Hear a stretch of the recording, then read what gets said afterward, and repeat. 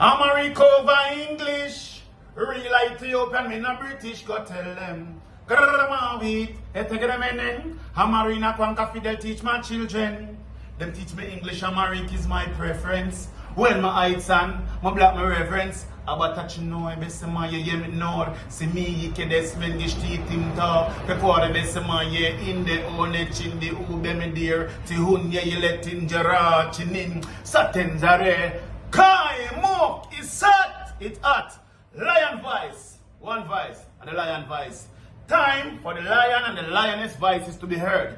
Log in and don't log off. Lion voice, Queasy, one. Lion voice, I hit.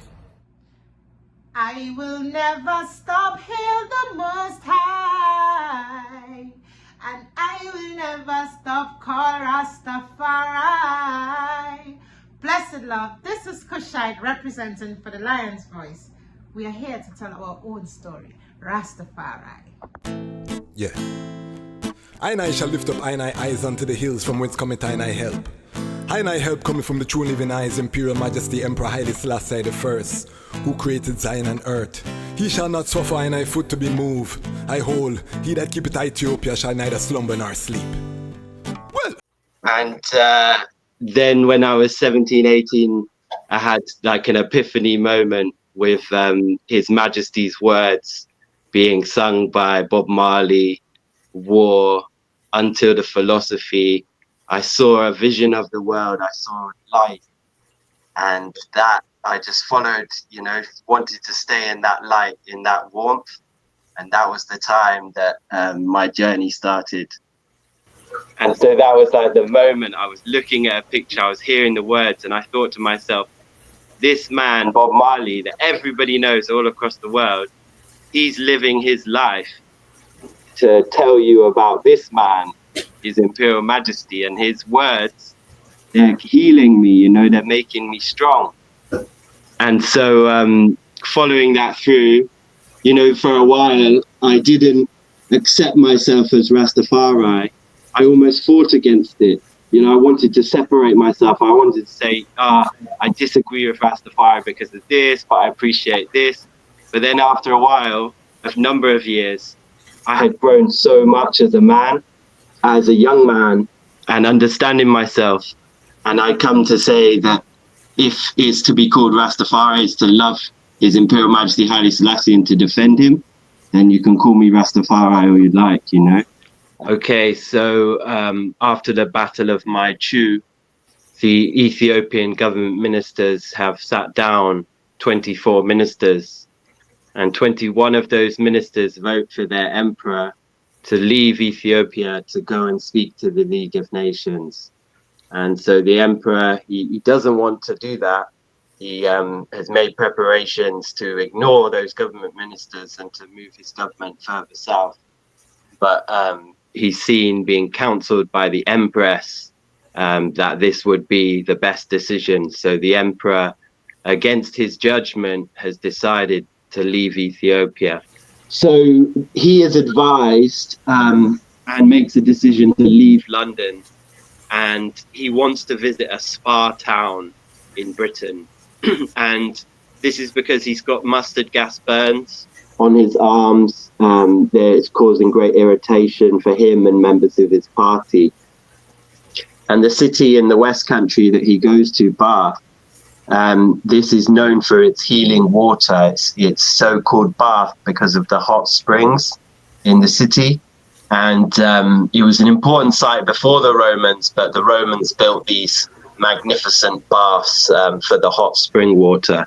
So the emperor was treated at the Mineral Hospital, and he liked it so much in Bath, and the reception and the privacy that he was afforded, he decided to make it his home. So he purchased a house called Fairfield House with his personal funds, £3,500.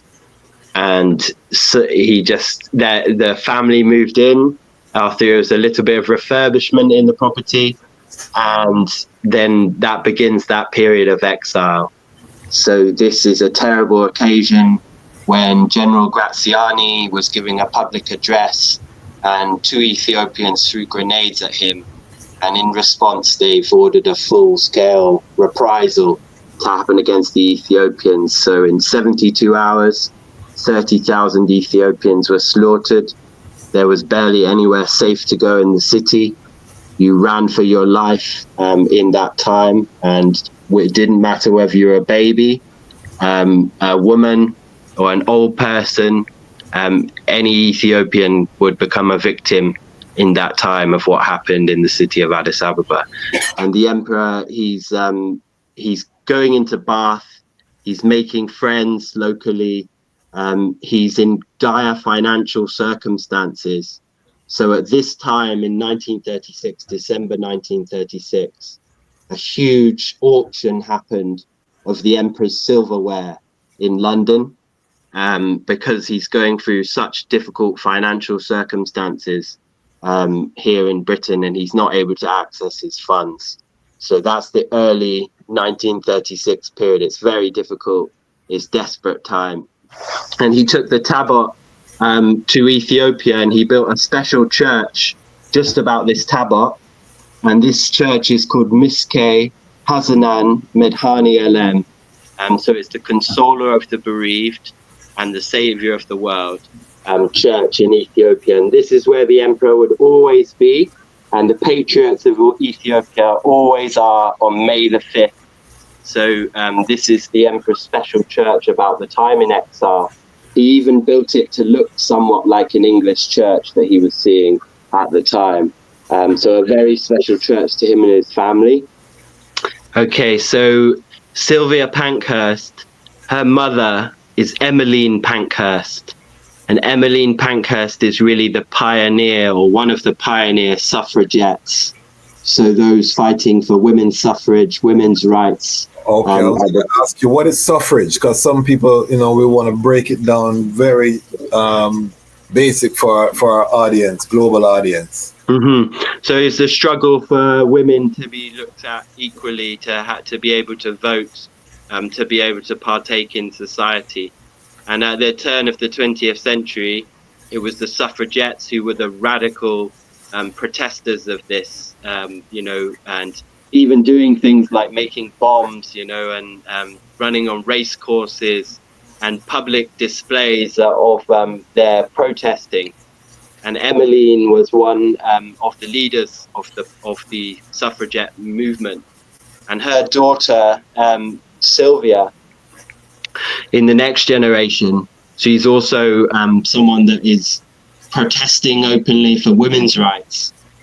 But unlike her mother and her sister Christabel, Sylvia leant more towards anti-fascism and had an open mind, had stowed away to Russia to see what the communism and socialism was like, and these ideas that were emanating.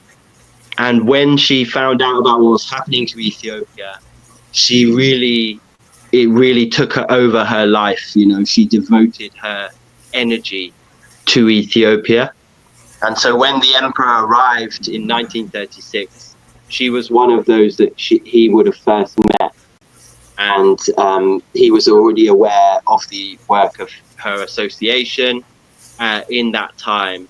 So it would have been a difficult picture for the emperor. As I said, he's in this state of shock, and these parties are presenting themselves to him. But he didn't make a mistake empowering Sylvia Pankhurst, because she really was that loyal fighter for his cause. And she published a newspaper called the New Times in Ethiopia News. And for I as Ras Tafari, this is important, because this is when some of the early news of Ethiopia in the 1930s is reaching the Caribbean. This is more, we're getting factual updates on the war and the situation. And her newspaper, New Times and Ethiopia News, was made illegal anywhere in the British Empire. It was an underground document you had to have, because it was seditious material, in that time.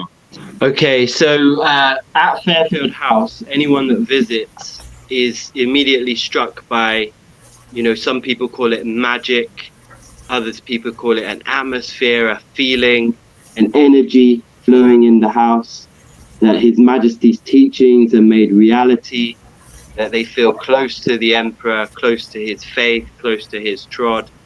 And this is actually something to recognize and to preserve, because we've got something very unique in that people of different backgrounds, they're working together, we celebrate together, we attend each other's celebrations, we're educated by each other in the community.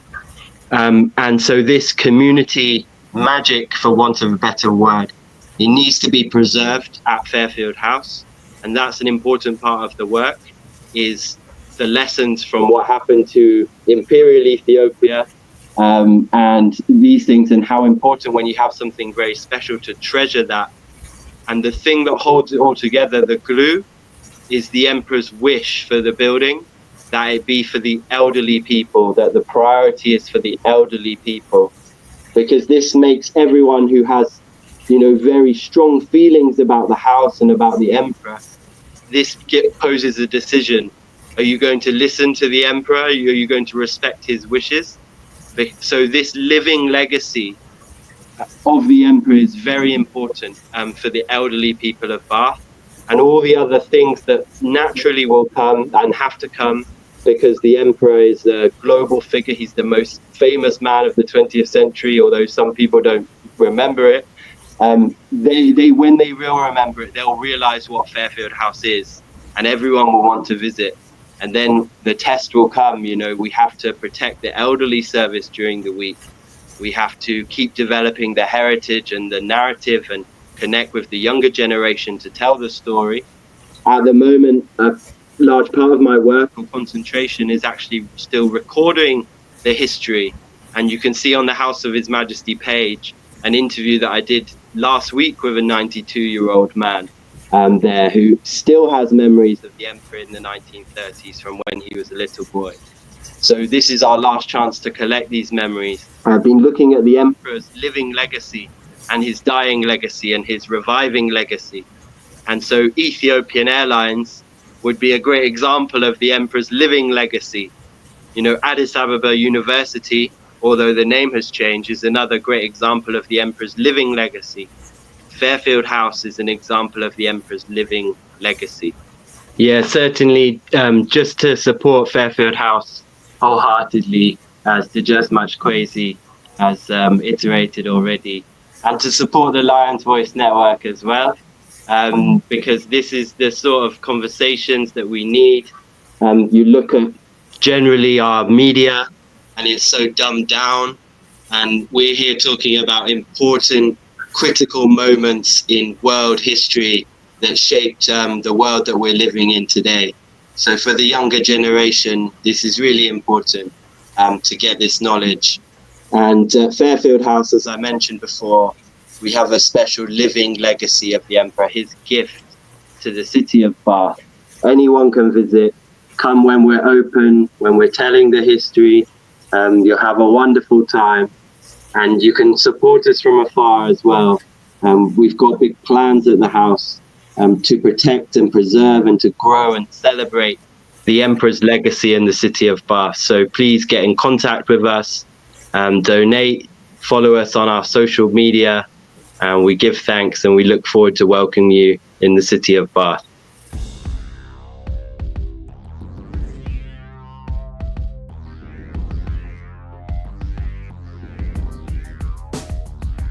Lion voice, tell them that's the people first choice. Lion voice, make the lioness them feel nice. Lion voice, with the lion cubs we sacrifice. Lion voice, got to show the people them the life. Lion voice.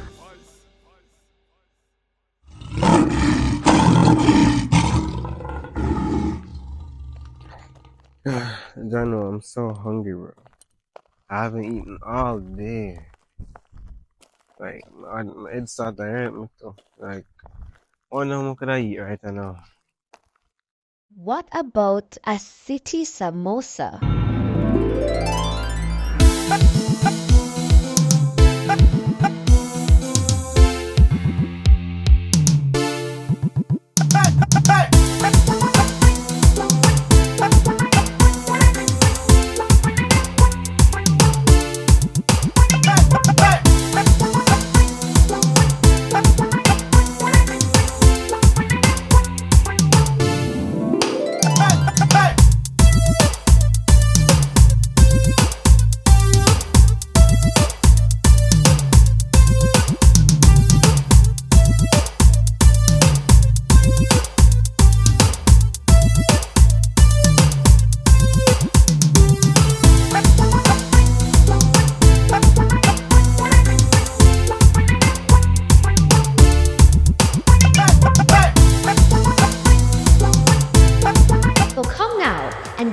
samosa, a fusion of Indian, Jamaican, and African culture.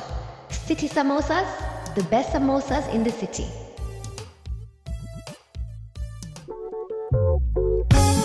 Well, for unto us a son was born and a child was given, and the government shall be upon his shoulders, and his name shall be called the Wonderful Counselor, Everlasting Father, the Prince of Peace. Them call him Ras Tafari. When he was born, rain fall from the sky. Them call him Ras Tafari. When he was grown in airplanes he fly. They call him Ras Tafari. The lion break the chain, weep not, don't cry. Them call him Ras Tafari. Read the Revelation chapter 5 verse 5. Then born near the city of Harar, the inspiration for Bob Marley's guitar. People crowd him like some big superstar. It no matter if England or Cote d'Ivoire, no matter if you're brown or black like Qatar. Haile Selassie say fi end all tribal war. Time fi gather Mount Zion, fi drive solar car from the car straight to Zanzibar. Who we are, the sons of Ras Tafari. When he was born, rain fall from the sky. Ras Tafari. When he was grown in airplanes he fly. Ras Tafari. The lion break the chain, weep not, don't cry. Ras Tafari. Read the Revelation chapter 5 verse 5. Royal governor from the age of 13 years, leave the palace fi go back in a school with him peers. He's the head without fear, he's one to be revered. When them call his name, then the heathen scare. Plus the priest concerned and him teachers concerned, cause all this little youth want fi do is just learn. But he wait his turn till him turn the chess match. The people rejoice when him crown as the Ras they call him Ras Tafari. When he was born, rain fall from the sky. Then Ras Tafari. When he was grown in airplanes. What do you have to tell the people about Ras Tafari? Light to the world. King of kings and the conquering line of the tribe of Judah. I like himself. Where's rightful ruler? Hey yo! Yeah. Hail them high, hail the black king, born the 23rd of July. So tell them guy, who praise God up in the sky, it's a lie. The Almighty living on your night.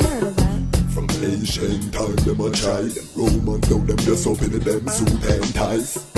Criminals ain't got no alibi, they stole my people, then them comes without them genocide. Are you talking about slavery? Them couldn't kill the lion will come conquer Judah tribe. Go through tribulation, and I strive, see sufferation, and I still rise. That's why we tell them in America, live Rastafari in every ghetto area. We come if we tell them in a Toronto, straight at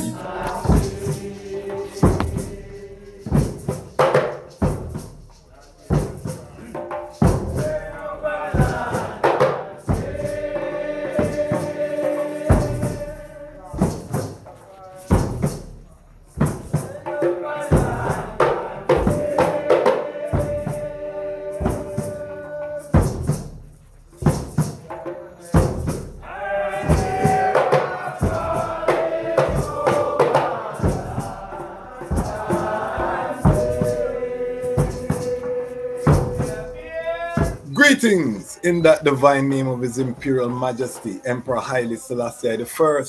Glory and honor in the name of His chosen Queen, Empress Waziri Menen. My name is Kwasi Bansu, aka the Chasmarch Kwasi, aka Ras Kwasi, aka the Reading Ras, aka the Pan-African Happy Man, creative industry attorney. I'm an author, I'm an artist, I'm an actionist, and right now I am the host of Lion Talk. Welcome to Lion Talk and welcome to the Lion Voice Network, where the lions are telling our own story. Big up all of the Lion Pride. If you subscribe, you're part of the Lion Pride. We're the fastest growing Rastafari platform on the internet. And I have to give thanks to the growing Lion Pride, the word of mouth, the ones who are liking, they're commenting, they're sharing, they're boosting the algorithm. We're doing about 1,000 new subscribers every 7 days. So, I have to big up all of the Lion Pride. Big up a Lion Pride on Patreon. We are moving toward 100, which is our goal for January 1st.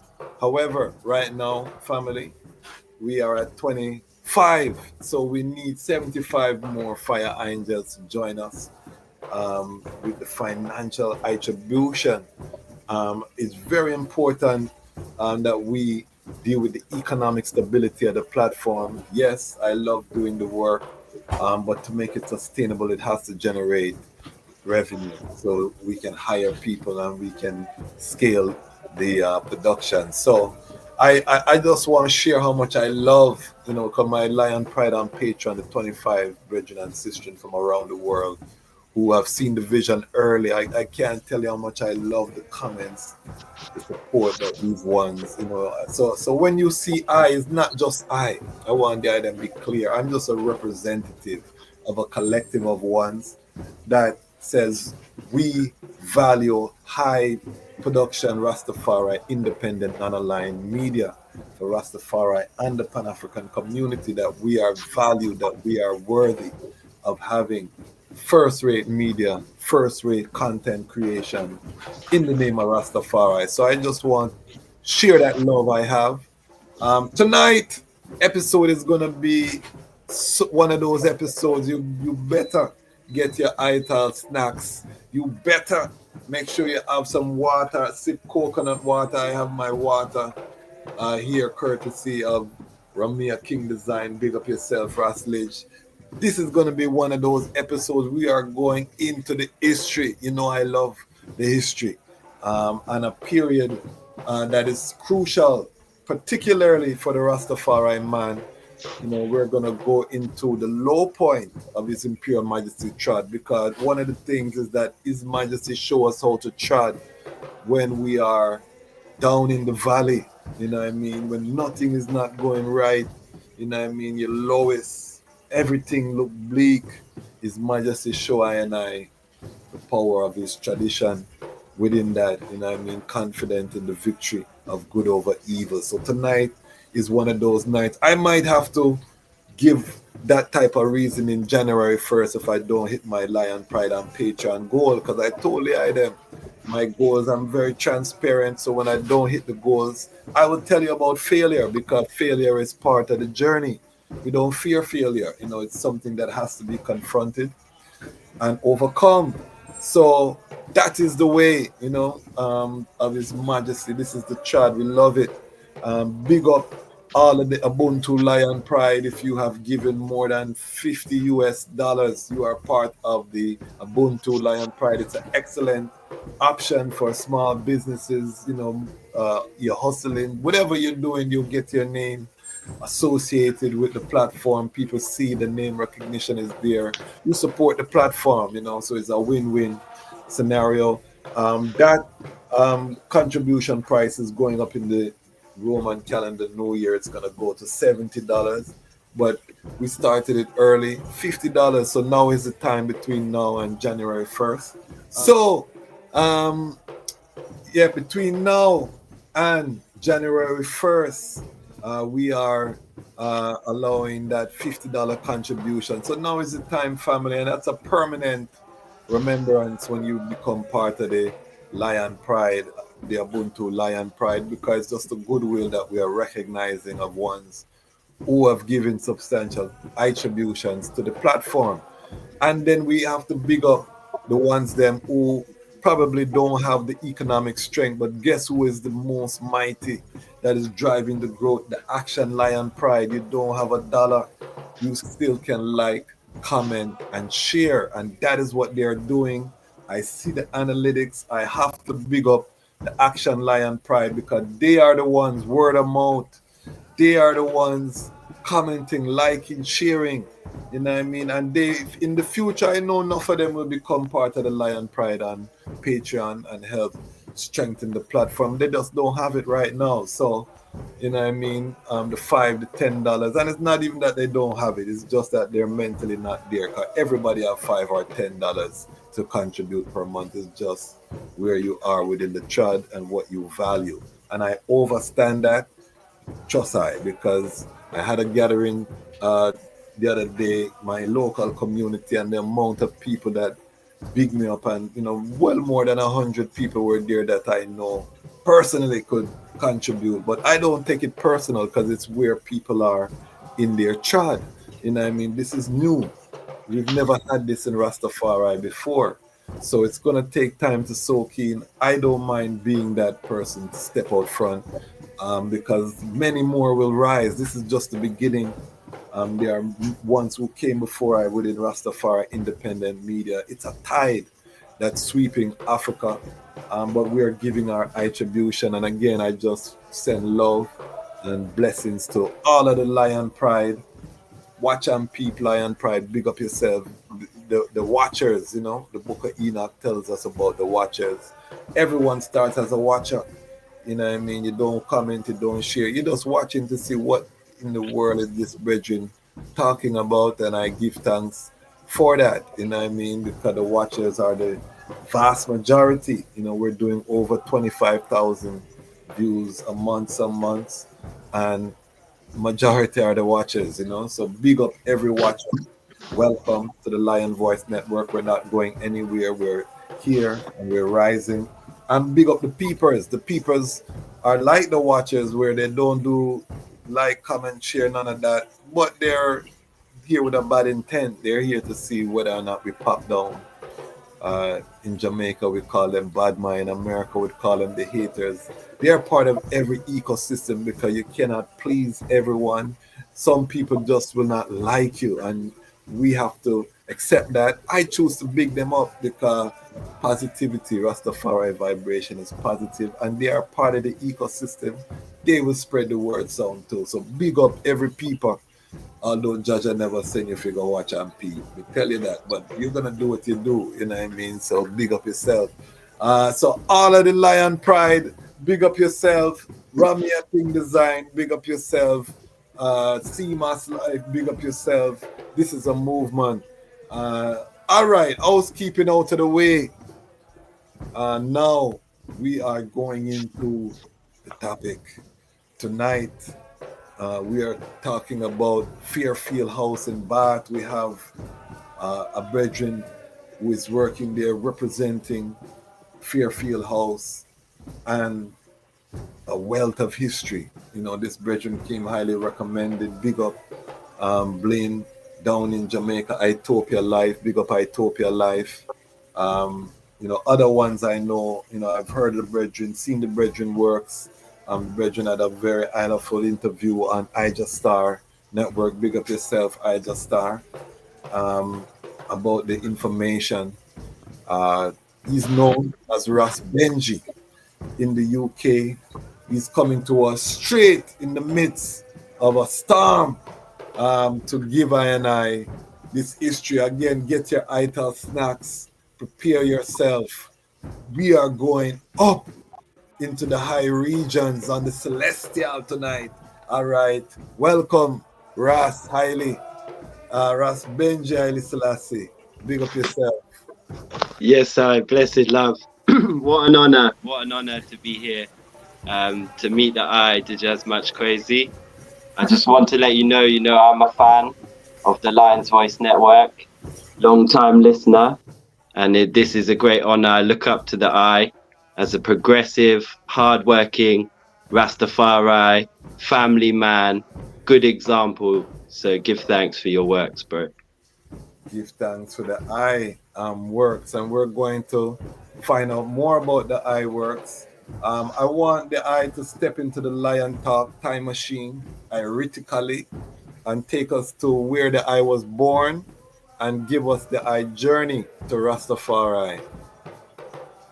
Yes, I was born right here in the UK, in Oxford, right in the middle, south of the UK.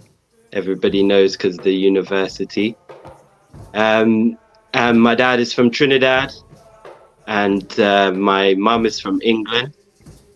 And so I've got some African, Chinese, European, indigenous Caribbean ancestry, but grown here in the UK. And yeah, when I was in my early teens, even before my teens, my parents moved to, my mum and my stepdad moved to Cornwall, which is a countryside, very as far west as you can go in the country.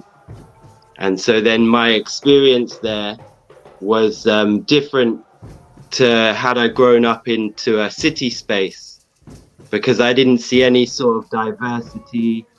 I didn't see very often things that were connected to the Caribbean that I knew in my young mind. And it created a yearning inside me, you know, for my roots to understand. And at the same time, experiencing people with closed-mindedness and racism, and sometimes just being a witness as well, you know, because people wouldn't even consider me to be connected to a certain place that they might be disrespecting, you know. So I had quite a disillusioned view, you know, a very bruised view as a young person.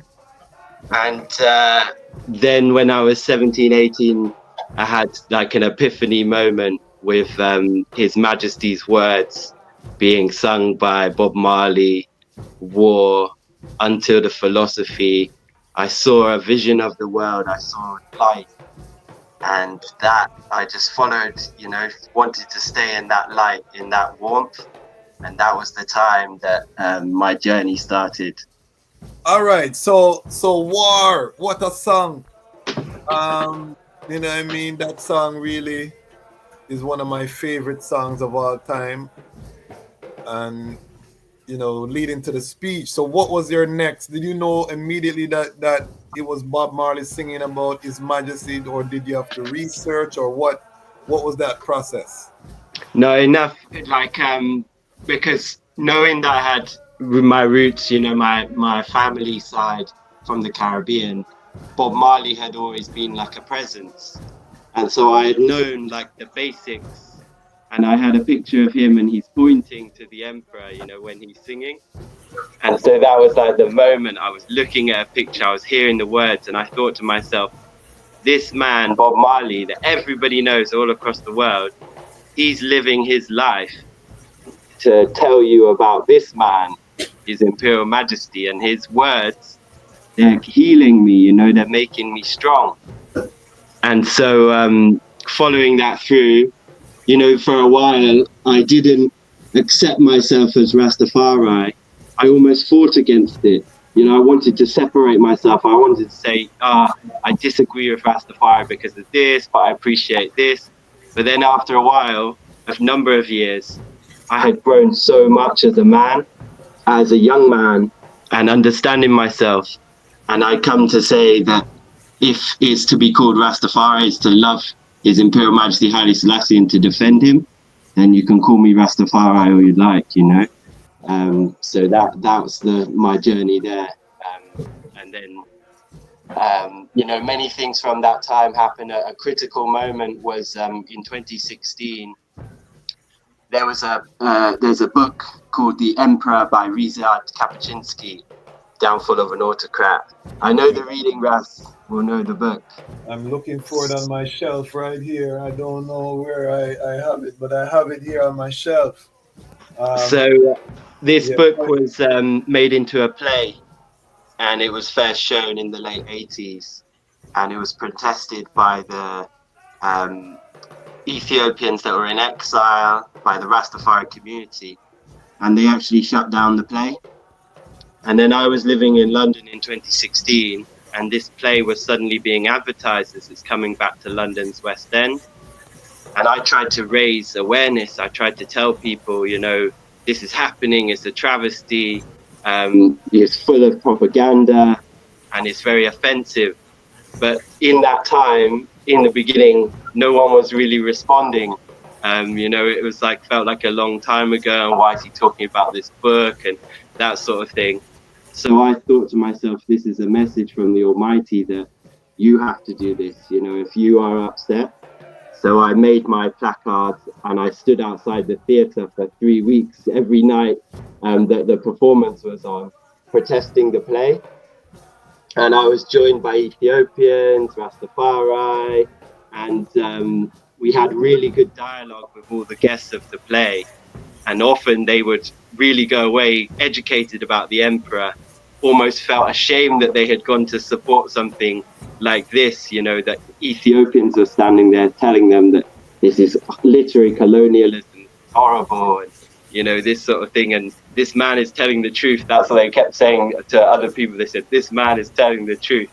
And so it really shook people. But that was a big moment for me, because that was when I crossed that line to say, I will defend His Majesty, you know, where I'm called. And from that attention raising, I had already been to Fairfield House many years before then and been volunteering. I was asked to be a director of Fairfield House in 2020, and then I said to my partner, we lived in London at the time, I said, we've got to move to Bath, you know, I need to move back to the southwest. And I achieved that. And after some time, then a job became available as the operations manager. And I stepped down as a director to become the operations manager of Fairfield House. So in a nutshell, there you go, Ras. Yes, what a journey.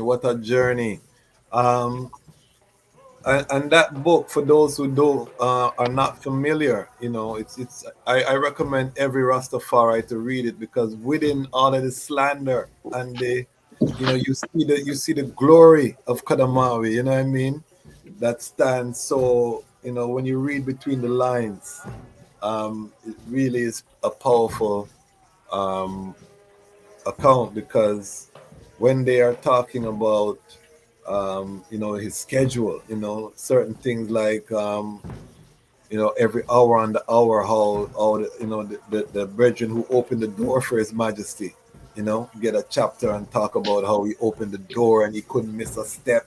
And you know, you're seeing how the palace run in terms of, you know, they're putting their bias on it, but you can still see you know, it was really powerful. How did I see that work in, you know, in that way? I would humbly disagree, because there was a book that came out in 2012 by Artur Domoslawski called Kapuscinski, and he spent time staying with Kapuscinski. He was his hero, but he sort of was faced with the realization that this man is a fraud.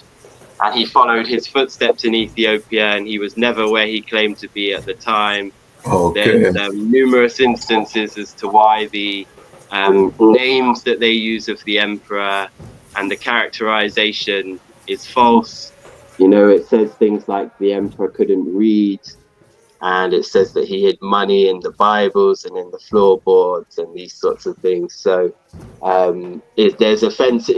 Why it's so dangerous is it mixes truth, some truthful structures, with some very fictional ideas. Yeah. Fair enough. You know, I read it a few times, and you know, I mean, it's clearly a slanderous work. You know, let's be clear. It's clearly the intent of the work is to slander His Majesty, but within it, you know, as I said, I still saw so much of the glory of Kadamawi Haile Selassie, which shows to you know, the power. But point well taken that probably a lot of the testimonies, because it's, you know, different servants and supposed to be based on different interviews, were probably fictional and trying to build a narrative. But we don't want to stay on that though. Let us talk about Fairfield House. For those who are not familiar with Fairfield House, why is Fairfield House important? How does Fairfield House factor into Rastafari history?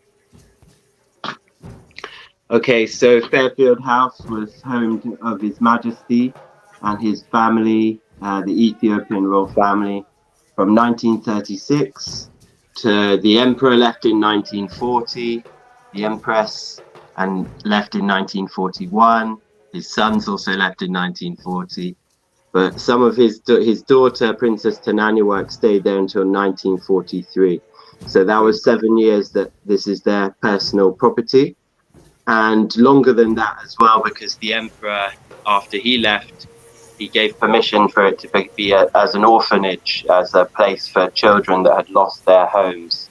Okay. And then he returned in 1954, 70 years ago this year, had a big reception, a very warm welcome, and back into the city of Bath.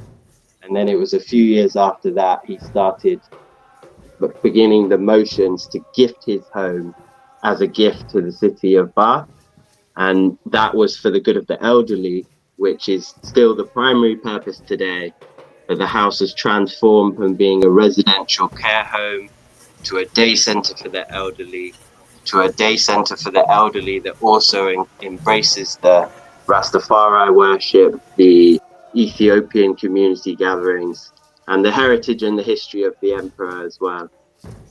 So for Ras Tafari, it's actually about 50 plus years. In 1972, I've interviewed an elder.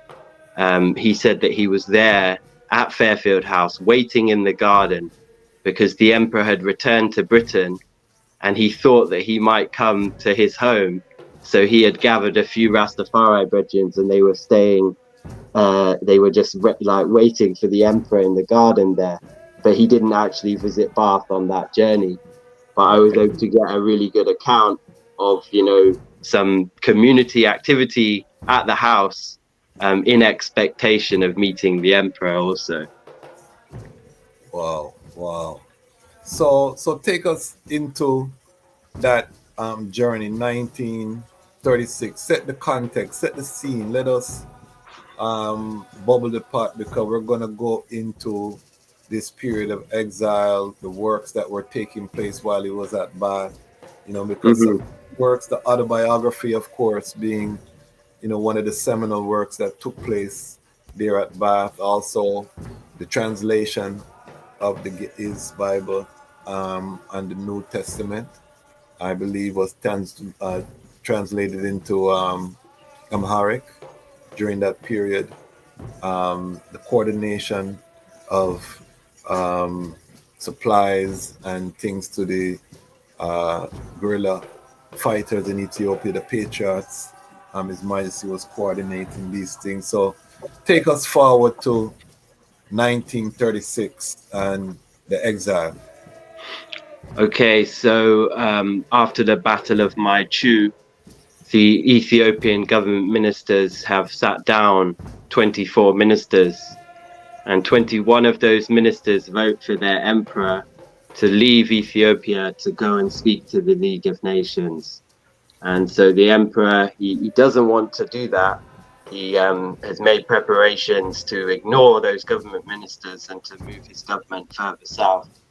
But he's seen, being counseled by the empress, that this would be the best decision. So the emperor, against his judgment, has decided to leave Ethiopia. And he arrives in Britain, has this overwhelming reception from the British and people. Let's stick a pin. Because we're going to bubble this pot nicely. Why the emperor was hesitant is because, knowing Ethiopian history, knowing that no emperor has ever left the country in a time of war, he knows that this is going to be a major blow to the legacy, you know, major blow to how he perceives his enemies who have been waiting for opening. You know, this is going to be a major opening for the enemies of the progress, you know, because a lot of people were anti the progress and the reforms that Haile Selassie was bringing to the table. So he knows, you know, and this is why these ministers had to overwhelmingly make the case. And then also Empress Menen, you know, as you rightly said, But the historical weight of that decision, I think, and even Marcus Garvey, this was one of the things that he was attacked by Marcus Garvey, and others, of his decision to leave. But that decision is prophetic, because now he becomes the first head of state to address the nation, to cast judgment, according to their own covenant and the covenant of the nations, to affect a global peace among themselves, and the violation of that covenant, smiting them with a double-edged sword, which comes from his mouth. But continue. I just want to make sure that the people understand the weight of some of these, because this is the low point, and we all go through our low points in life. So I want, especially the young races, to understand what the emperor went through. Continue. Yeah, that was perfect, and please just keep adding the color, to that. You said it perfectly. So the emperor, he goes to Geneva and he speaks to the League of Nations, and this is one of the most prophetic, if not the most prophetic, address in world history. This is the moment that 80 million lives could have been saved, that World War II, this is where it all could have been different at that moment, at that juncture, at the League of Nations. So the emperor's speaking for his defenseless people, and he gives great detail about what's happening to them. And this, is very impactful for the head of state for a first time to address a council of the nations of the world. But also unprecedented because of the sheer color that he's giving to this rumors of war that everyone's been hearing. And then all of a sudden, the emperor of that people, the representative of that people, is there telling you about the horrific barbarism that's taking place by the Italians on the Ethiopian people. So the emperor, he doesn't get the answer that he wants at the League of Nations. There's just a handful of small states that are protesting in favor of Ethiopia. So he knows he has to come into exile for a longer period of time. And he knows he must work now. He's got a political work to do to save Ethiopia. And he sees clearly, because he's strategically looking at a map of Africa, and he sees on his borders, Ethiopia is this only island independent country in Africa. But on his borders, as advised by Lorenzo Tazaz, particularly you can see in the Emperor's autobiography, he says exactly what is going to happen.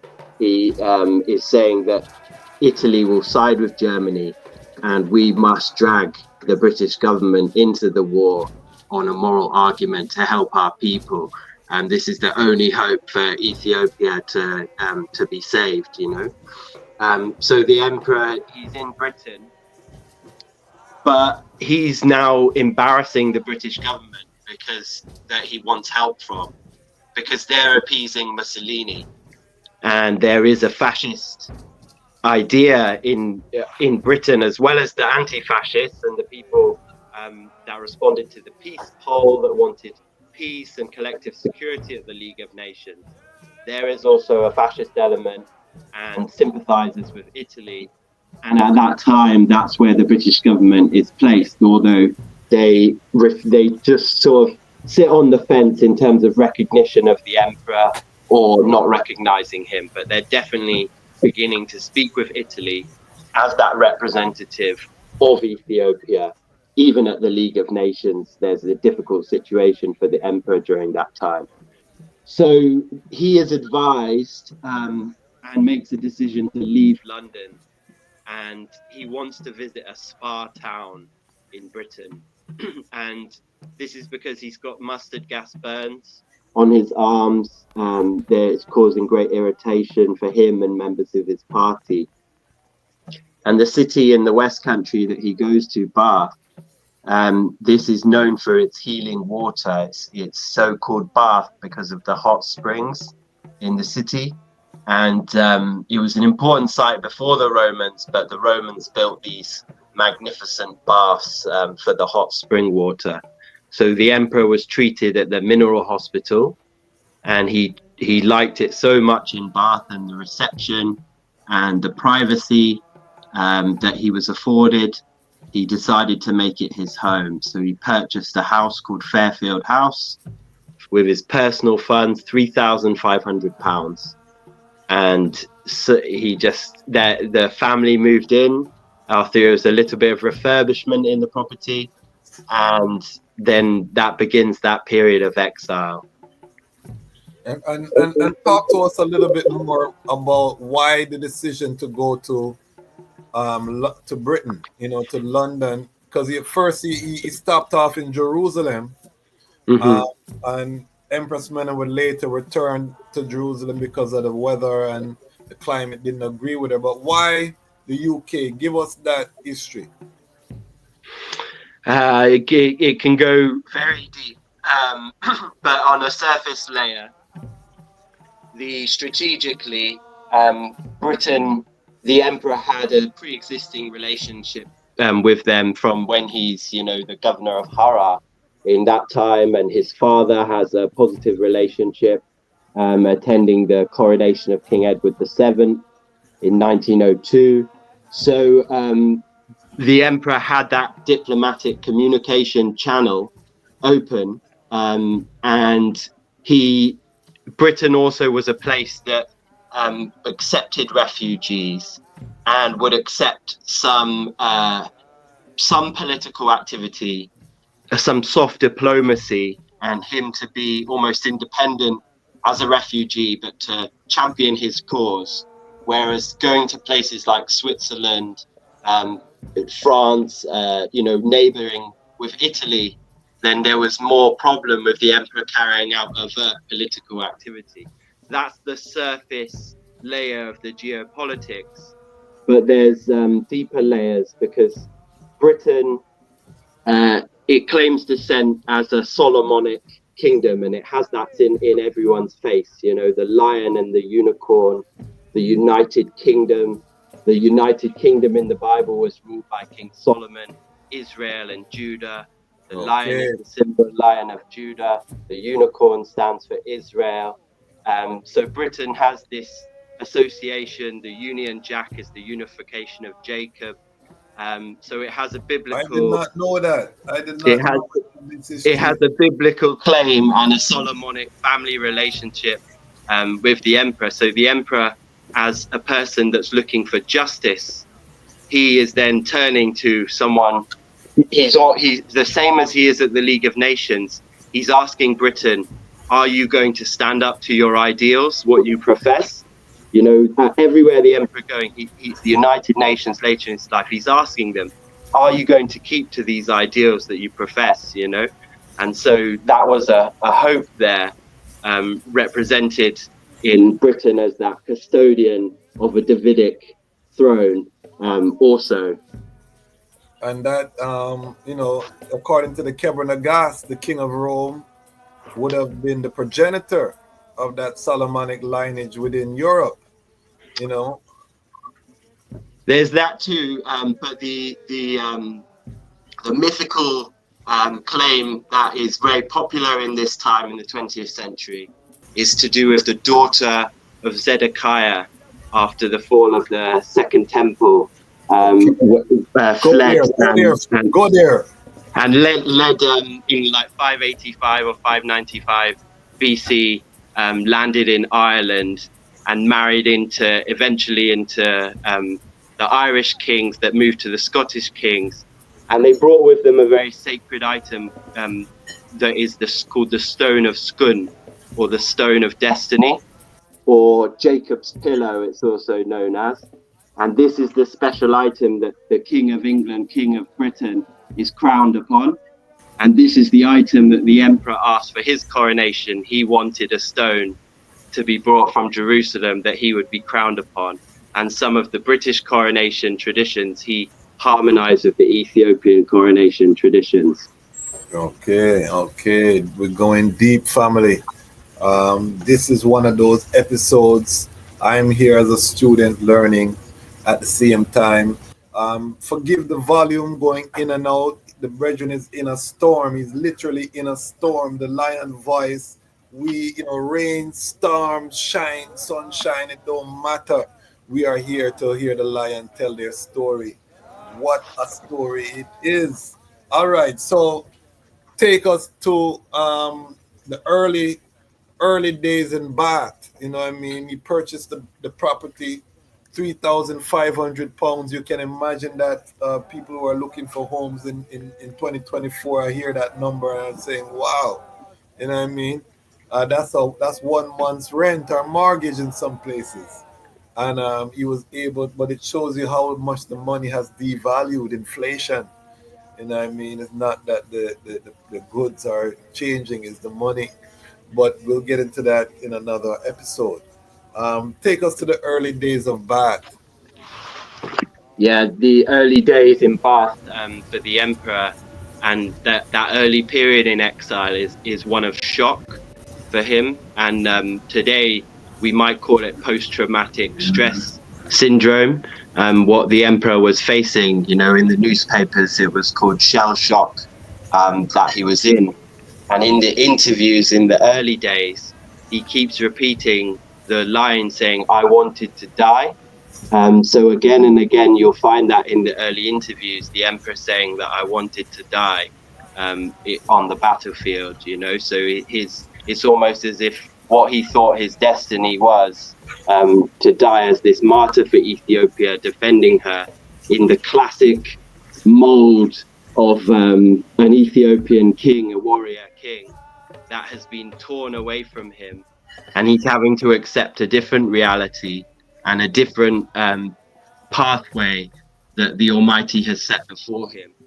So that early stage is one of is quite unsettled for the Emperor.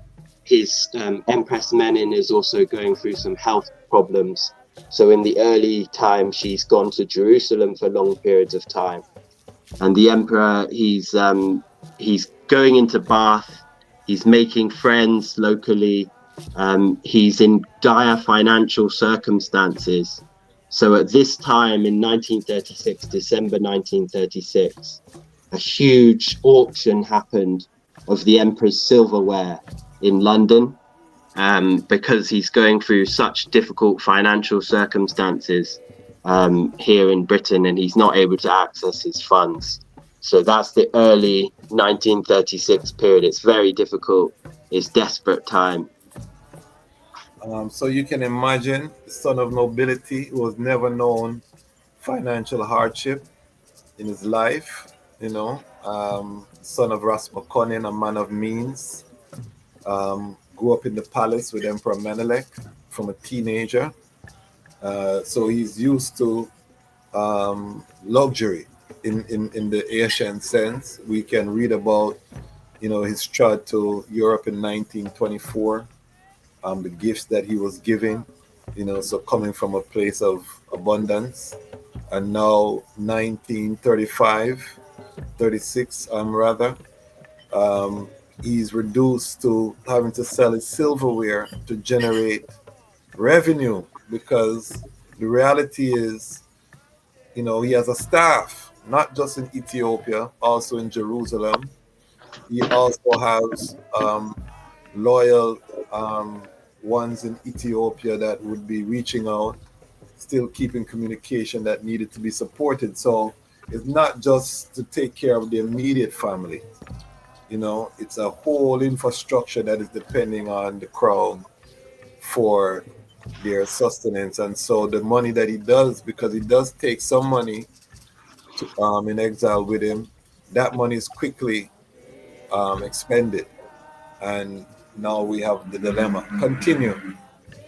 So the Emperor, in this desperate circumstance, he's reached January 1937, and he's writing to Jerusalem, to the Archbishop there, and he's saying, because of our situation in Bath, because we also don't want our children to stray from our faith, and we must have our church. Please send us the items and the priests for a church. And it just before those items and priests arrived, the massacre in Addis Ababa happened in February 1937. So this is a terrible occasion when General Graziani was giving a public address and 2 Ethiopians threw grenades at him. And in response, they've ordered a full-scale reprisal to happen against the Ethiopians. So in 72 hours, 30,000 Ethiopians were slaughtered. There was barely anywhere safe to go in the city. You ran for your life in that time, and it didn't matter whether you were a baby, a woman, or an old person. Any Ethiopian would become a victim in that time of what happened in the city of Addis Ababa. So the emperor had to hear that news, come into Fairfield House, and this was, we know, because over the years, many of these memories, we've captured memories of people that were there, which helps us with the storytelling today.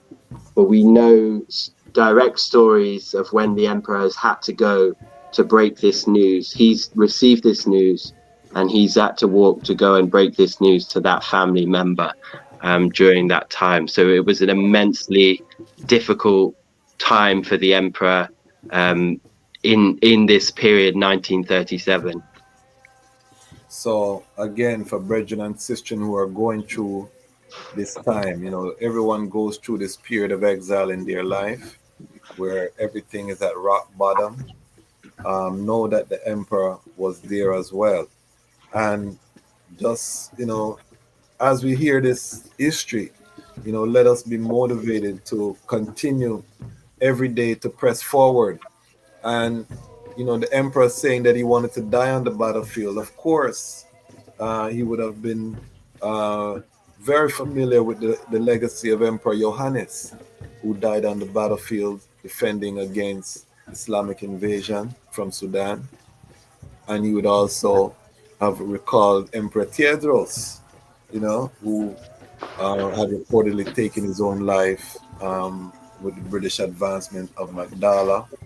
So again, when he makes the decision to go to the UK, he knows he's going to be attacked. He knows that history is going to judge him harshly for this.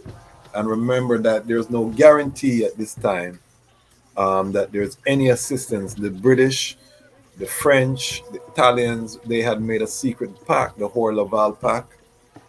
So they had no intention of helping His Majesty. He's moving completely on faith, in this time. And the whole story could have ended, had he not been who he is. This whole story could have ended. There would be no Ras Tafari explosion and all of these things that we see now in terms of the movement. No OAU, no Haile Selassie University, no, all of these things that would come after this low point. None of that would have happened. No granting of Shashamani.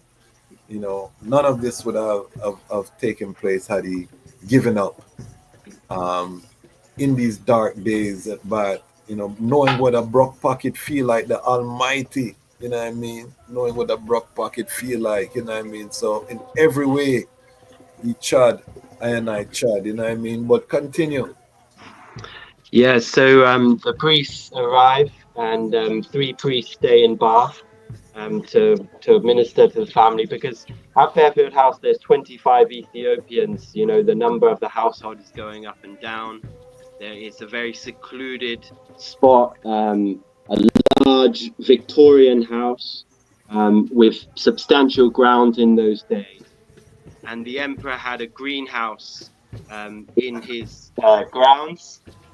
I've got some props here, and this is his greenhouse that was changed into a chapel, and the chapel is known as Sedetin Yor Medhani Alem, so the savior of the world in exile, because the tablet that is sent from Jerusalem is called Medhani Alem, the savior of the world. So it's known as the savior of the world in exile. And the chapel was also known as the house of the afflicted, due to the pain that the family was going through. So the empress, she would pray in there regularly, And the Empress, after this time in 1937, 1938, 1939, she settled into life in Bath. She made many friends in the city, attended different events, and some of those friends we know that she kept in contact with her whole life. And she was in the chapel praying when the news of Ethiopia's liberation came to Bath. So we have that newspaper report that details how the Empress received the news, and she was in the chapel praying. So at Fairfield House today, this is an area of the grounds that we actually were able to save because there was some threat that it might be separated from the grounds. The local authority owned the building as the Emperor gifted it to them. And there was some problem going on a few years ago. So we did a protest with some international fundraising, Ras Tafari community members, supporters, internationally fundraising. We made a sacred garden there. So we have the special site, a special garden of peace, of prayer. And there's a Star of David with the cross in the middle as well. So one of the Emperor's symbols, the Seal of Solomon, is on the floor there, in probably the place similar to where the tabot was kept. And the Emperor, when he left Fairfield, this chapel was deconsecrated, so it was just a greenhouse once again. And he took the tabot to Ethiopia, and he built a special church just about this tabot. And this church is called Miske Hazanan Medhani Elem. So it's the consoler of the bereaved and the savior of the world church in Ethiopia. And this is where the Emperor would always be. And the patriots of Ethiopia always are on May the 5th. So this is the Emperor's special church about the time in exile. He even built it to look somewhat like an English church that he was seeing at the time. So a very special church to him and his family. And personally as well, that's my church. That's where I was baptized in Ethiopia. So a special connection with the history of Bath and the Emperor's faith that he grew and maintained in the city. Wow. Serious work. When did the sound, or give us the history about the autobiography? I think one of the most seminal and important works in the movement, a mandatory reading for anyone who's picking up this liberty. How did that work start? So the Emperor had some time, and he was very organized with his time. So he was really keeping his government in exile. He had a strict schedule. He'd be up at 5 o'clock in the morning praying. He'd set about his paperwork, and his autobiography was something that was reported on in the newspapers. Very early on, it said that the Emperor is writing his memoirs. And so the Emperor, during this time, he was reading a lot also. And in his autobiography that we got to read, he published it in the 70s. It wasn't until it was finally published that he says about what he was reading during that time in the city of Bath. So he was reading diplomatic histories, Abraham Lincoln, Napoleon, and some works of the church as well. He says particular mention while he was in Bath. So later on, it was announced that the Emperor's memoirs had been withdrawn, and this is during the time of exile that he's been advised or made a decision not to publish those. And I think that would have been because of the political implications, and the Emperor was trying to get support. It was almost as if the world situation was quickly changing into World War II, and the timing was off in terms of the impact that the Emperor wanted that story to make in that time.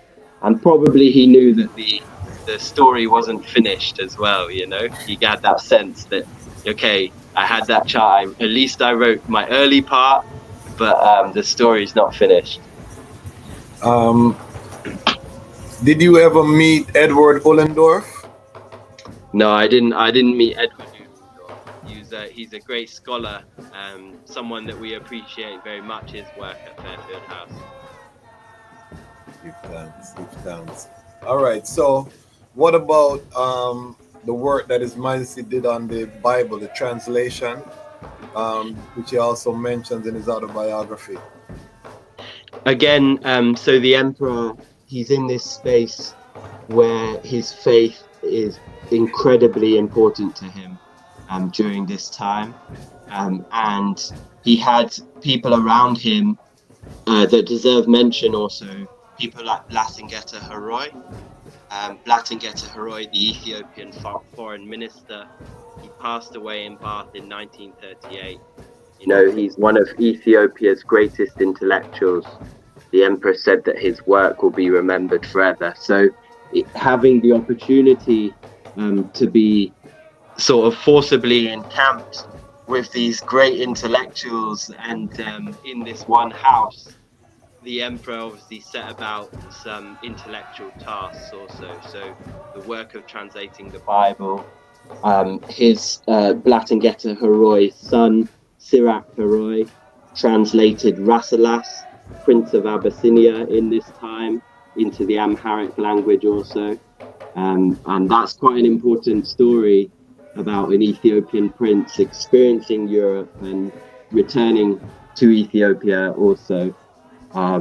So yeah, it's about time, it's about time management, it's about discipline, it's about progress and playing the card that you're dealt, you know, doing the best of your ability, something that's useful for the future. And it's so crucial for us who go through hard times.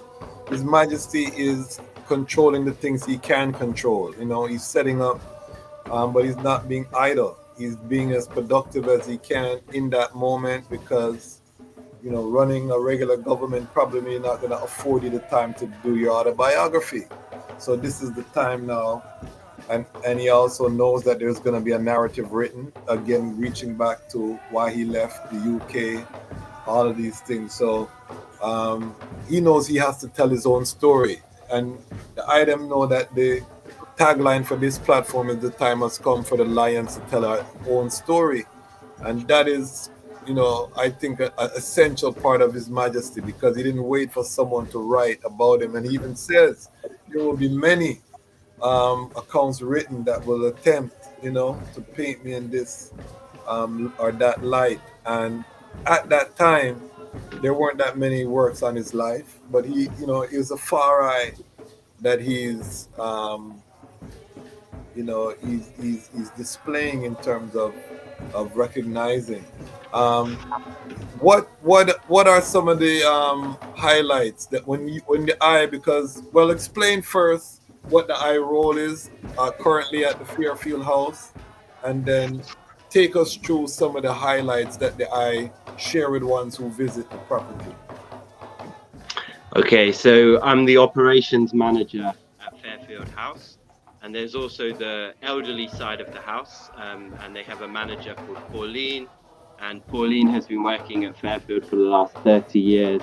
Pauline Swavey Wallace has done amazing work, and it's because of her really, and others important figures within the community, that they challenged whenever there was an issue, to stand up to say that this is important gift that the Emperor has given to the city. This should be respected. His legacy is living, it continues.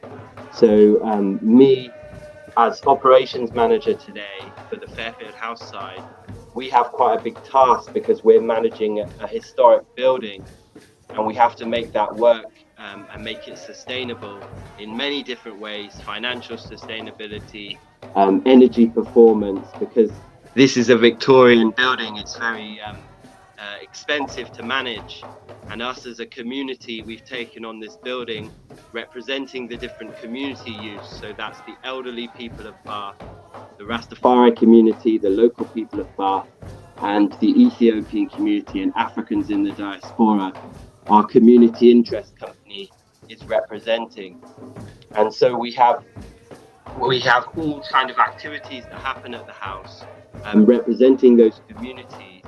and we have a relationship with the local university, and students come to Fairfield House to learn and to do placements, and to also on the elderly side as well to learn from the elders and to record their history and so forth. We have community events at the weekends, and we also have relationships, corporate relationships, to maintain that give Fairfield House access to the tools that we need to do this,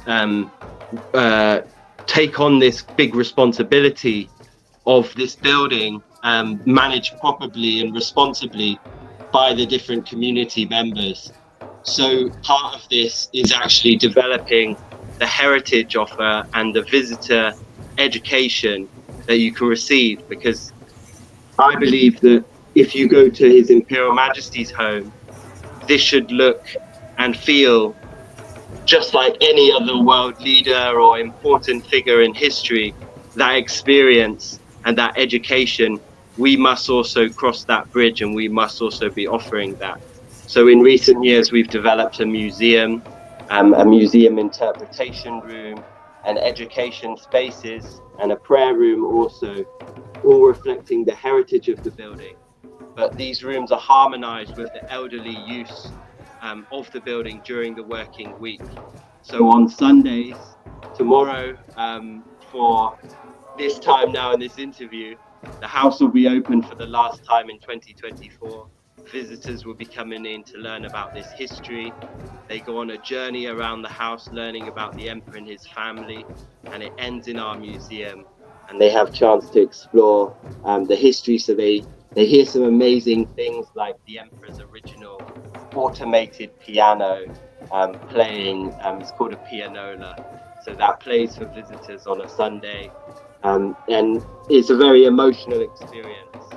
And we've done well in our ratings, especially this year. We're regarded as the sixth best thing to do in the city of Bath on TripAdvisor is to visit the home of His Imperial Majesty. Give thanks. Powerful. And what are some of the highlights that the eye share when ones come on tour? What, for ones who are not Rastafari, but what is the hook that they use to get one interested in the history of the house? Well, the hook line that we use is visit an emperor's home or visit the palace of an emperor in Bath, because a lot of people, Bath is a very famous Roman and Georgian city. Yes. Famous writer Jane Austen lived in Bath. So people come here to dress up as Georgians and dance around and those sorts of things. So we're trying to pique that interest for the local people as well.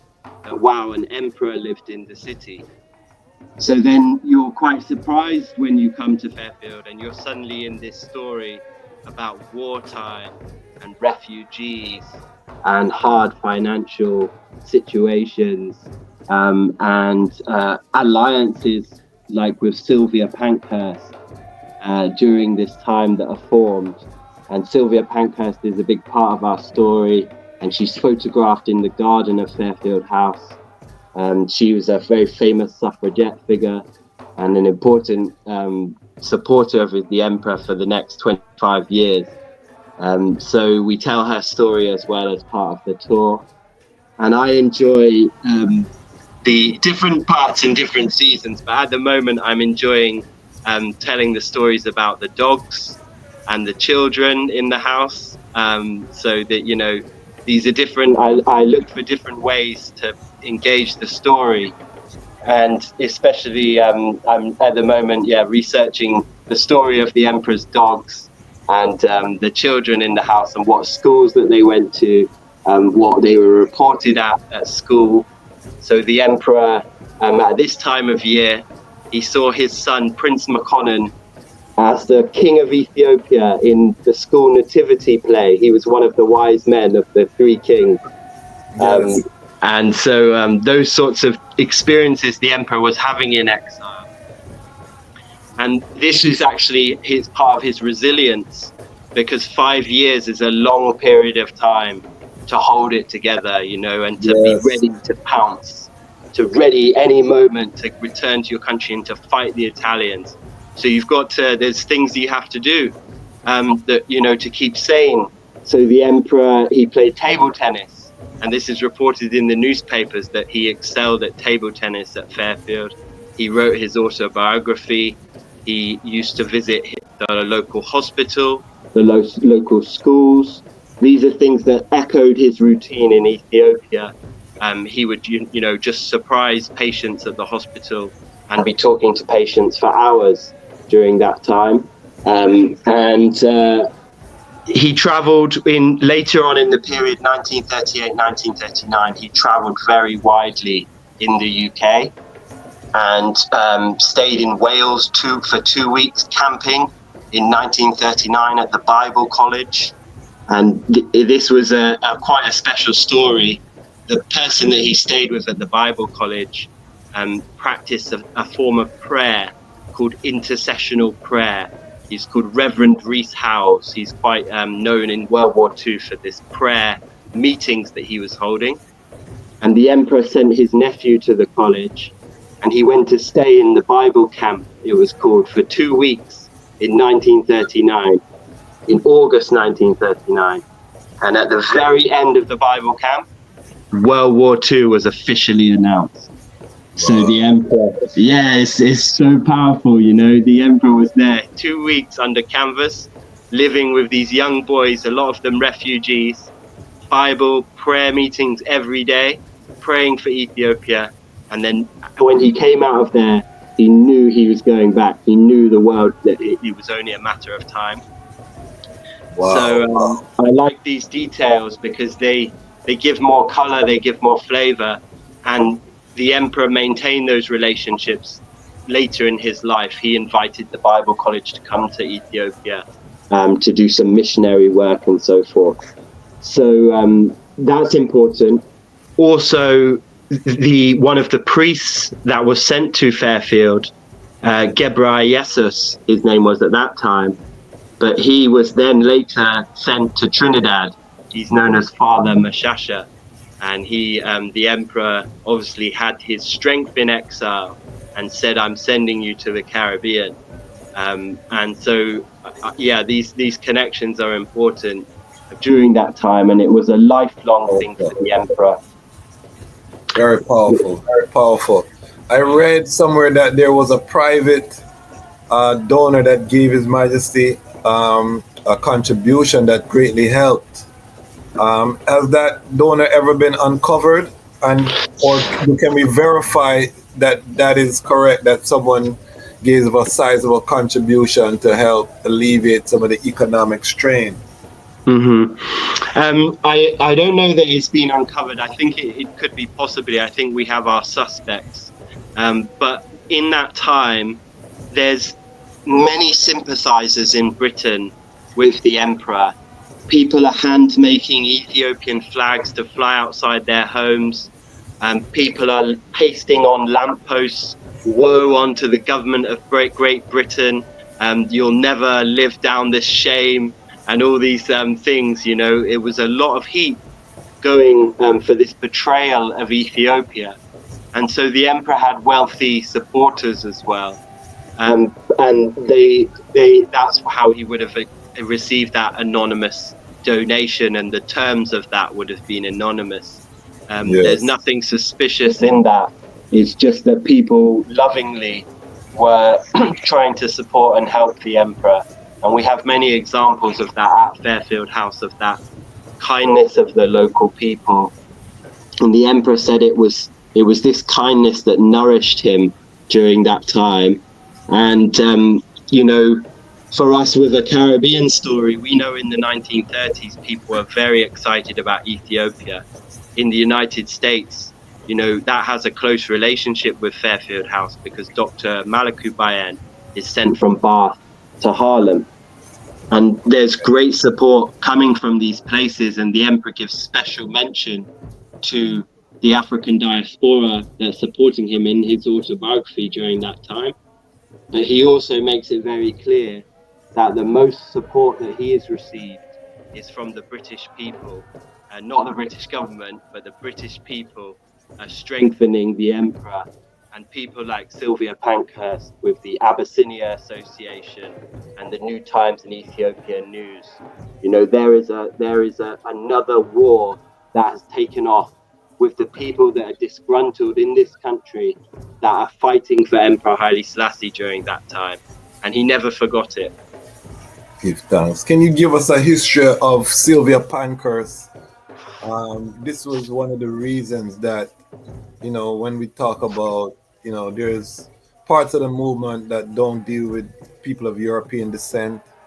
You know, there's the black eye primacy reasoning within the movement. However, when we look at His Imperial Majesty, or we govern, or we interact, the diplomacy, we find that there were several Europeans that were very loyal, even over their own people and their own governments. There were Europeans that were extremely loyal. And when we get into this category, there is no other that gets more recognition than Sylvia Pankhurst and the Pankhurst family. Give us a brief synopsis of that relationship and who the Pankhurst family was in the UK, and how it came that they would become some of the greatest supporters of Ethiopia and telling the Ethiopian story. Okay, so Sylvia Pankhurst, her mother is Emmeline Pankhurst. And Emmeline Pankhurst is really the pioneer, or one of the pioneer suffragettes.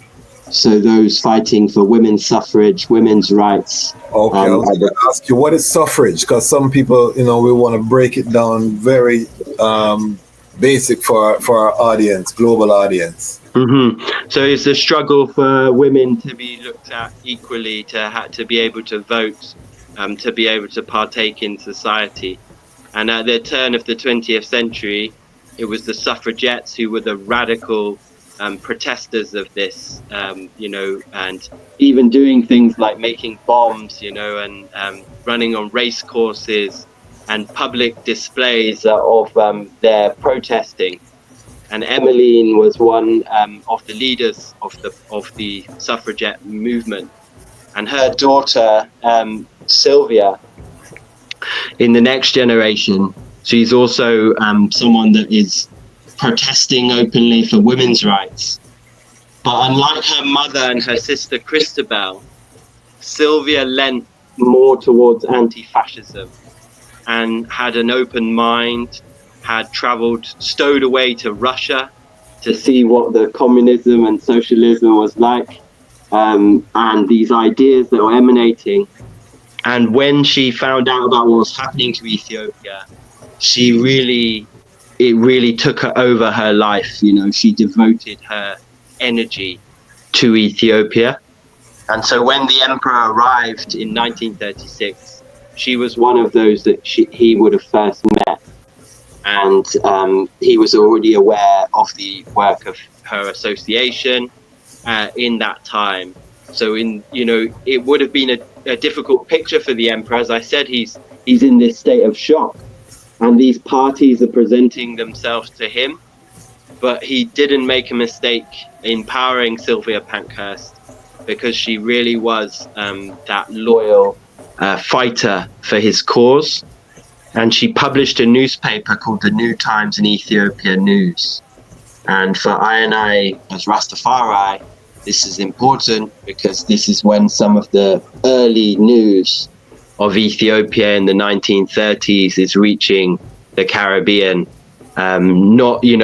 This is more, we're getting factual updates on the war and the situation.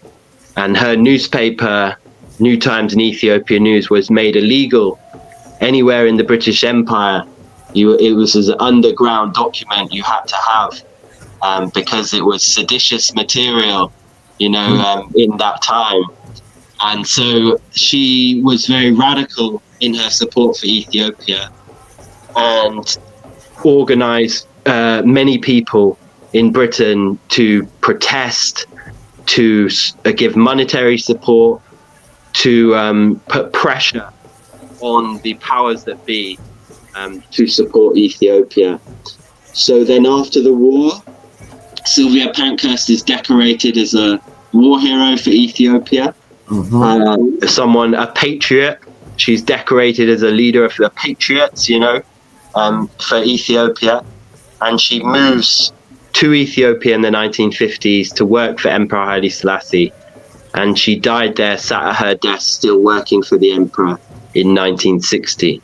Wow. So when people want to try and say things about Emperor Haile Selassie and they don't really know, do you think that they know more than Sylvia Pankhurst, or they can know more than this lady that she lived her life to support this man and Ethiopia?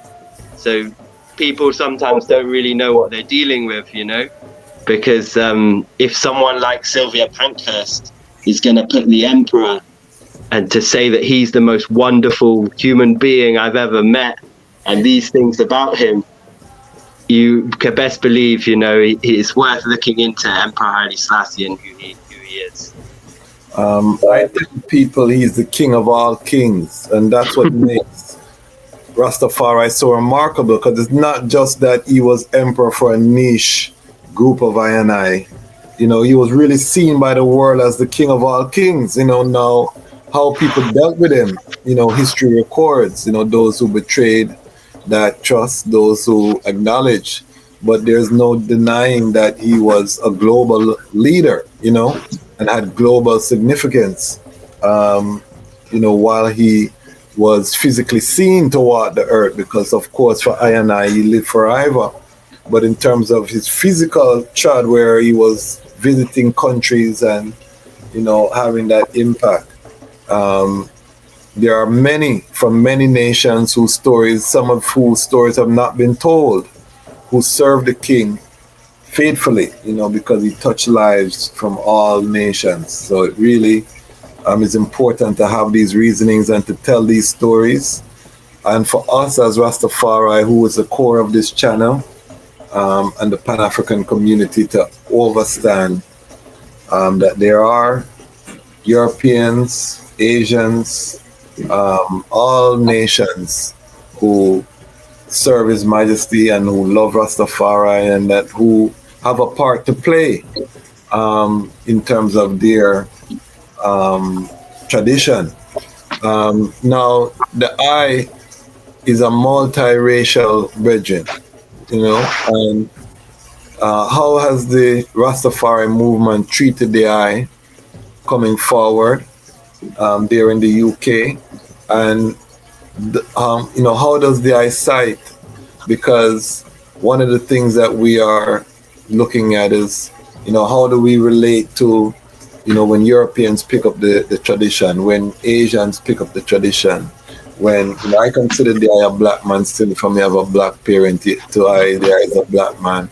But how do we look at, as the movement spreads, and how is the I being treated? How does the I cite these matters?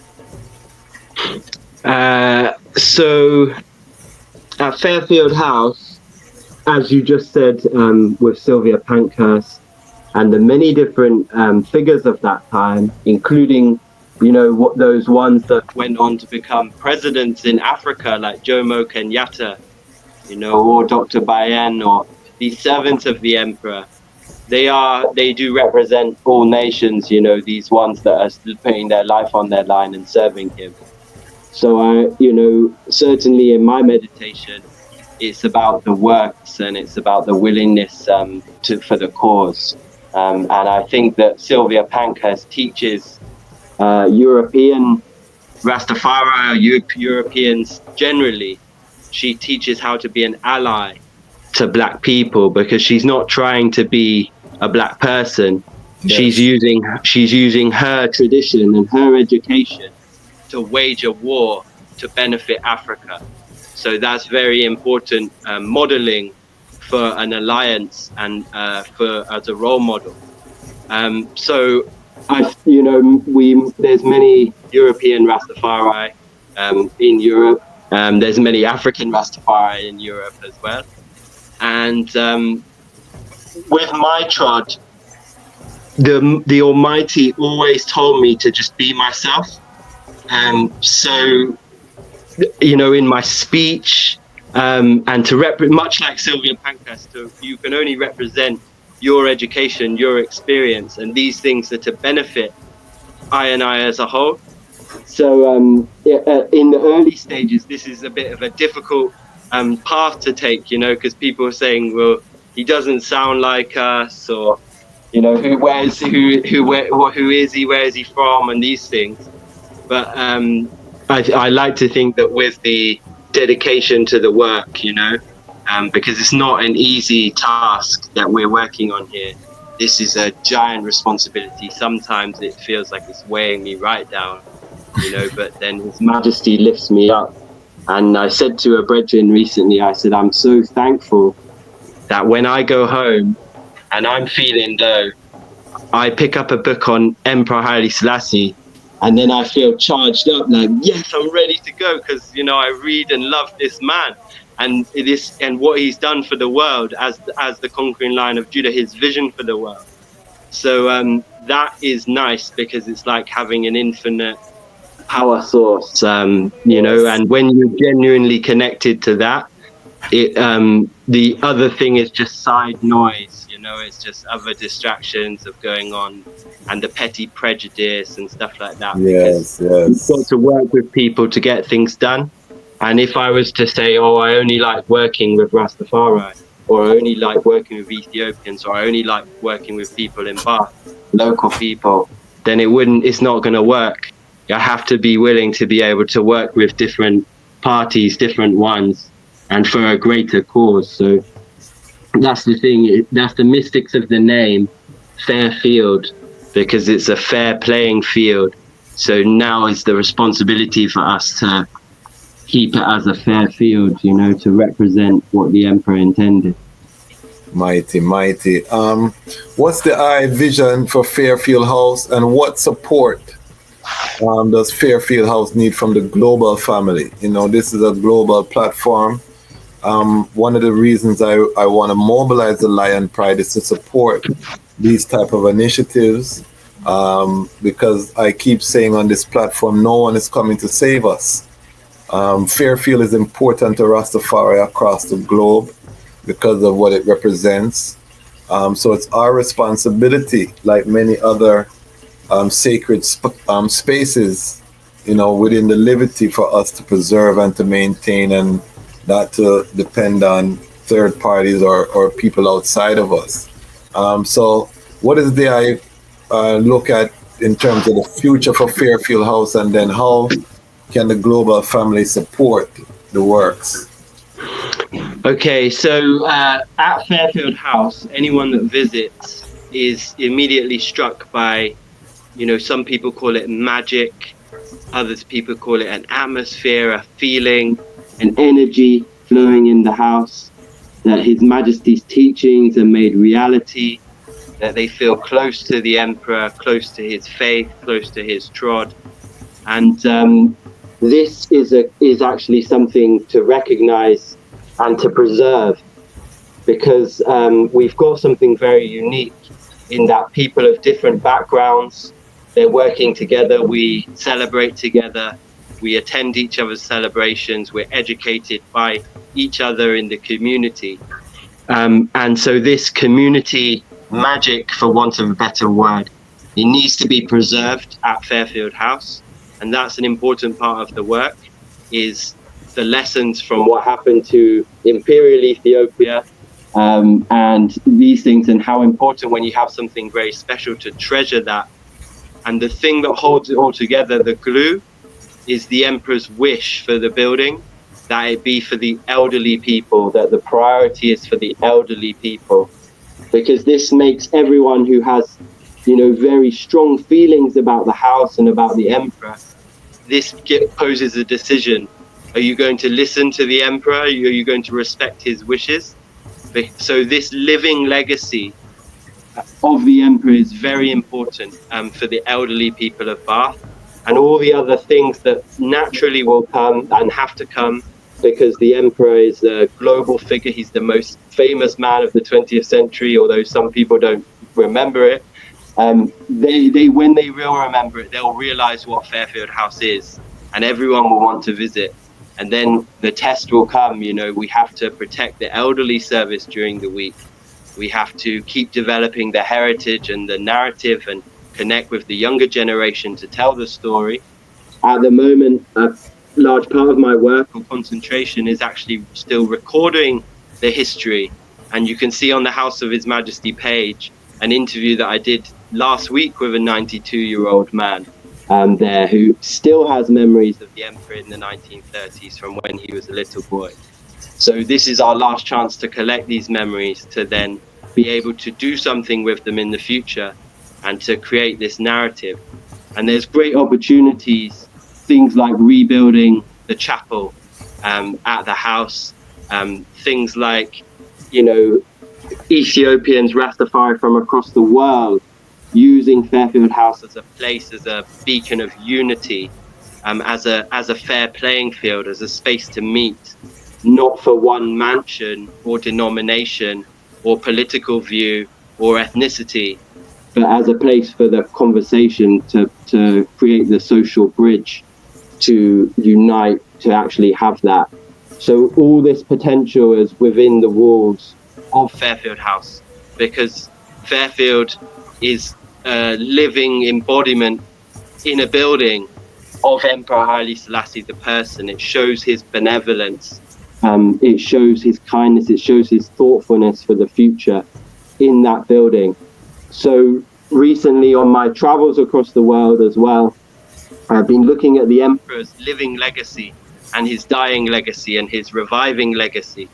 And so Ethiopian Airlines would be a great example of the emperor's living legacy. Addis Ababa University, although the name has changed, is another great example of the emperor's living legacy. Fairfield House is an example of the emperor's living legacy. There's places like Unity Park and Jubilee Palace, soon to open in Ethiopia. And these are places where the emperor's legacy has died, and the government there is seeking to revive, is seeking to present, package and present the emperor's legacy. And so Fairfield House, us keeping the living legacy, is an important example, because someone could say to me, that's not true what you're saying about Emperor Haile Selassie. And we can point to a dozen people that are giving their testimonial account that this is what the emperor went through during that time, and it's within living memory. And it's important to have these recorded, to have them archived for the future in this time. And I'll take this opportunity to say that at Fairfield House, we're taking on this big challenge. But equally, in the Caribbean, in 2 years' time, it's the 60th anniversary of the Emperor's visit across the Caribbean. And these memories need to be recorded of Ras Tafari ancients, of people in society. And Fairfield House is willing to tutor, to lead the way, to give all our knowledge to projects like that in nations all across the world, to collect oral histories about Emperor Haile Selassie, to interview elderly members of your community, to collect those stories. It's very, very important work, and it helps us build for the future. Crucial. I'm trying to do my part as Ras Tafari, independent, non-aligned media, and we need documentaries. That's one of the visions for the Lion Voice Network, is to produce professional Ras Tafari documentaries.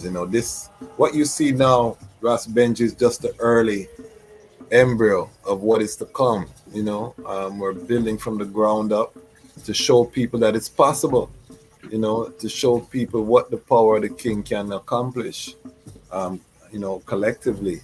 So I really, as I say, give thanks for ones like the I that have taken an active role in preserving the legacy. And there are so many stories, so many things that we will touch on.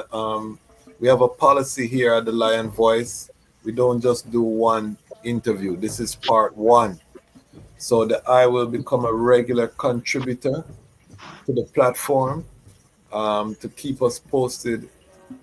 Anything that Fairfield House needs, this is a outlet now that the item can use to any campaigns that the I.M have to get out to the global family. If there's a fundraising drive, which we share the information at the bottom of the screen, how ones can donate. So I anticipate ones sending in some donation, let them feel the love of the Lion Pride family.